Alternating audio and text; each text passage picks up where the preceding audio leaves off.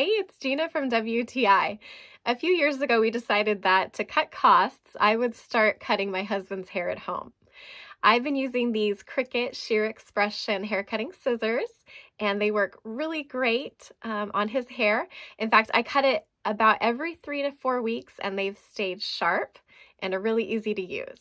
I use clippers to cut the bottom part of my husband's hair, and then I use these scissors to finger cut the top part. The scissors are 5 3/4 each long, which I find to be perfect for just cutting hair at home. And I love the name, they're called Grayzilla. So I'm right-handed and I have pretty small hands. My fingers fit into the finger rings really easily and they're very comfortable. However, if you have bigger hands, then you can easily remove the rings inside the finger loops. If you're looking to cut hair at home and save some money from going to the barber shop, I definitely recommend these scissors, and that's my point of view.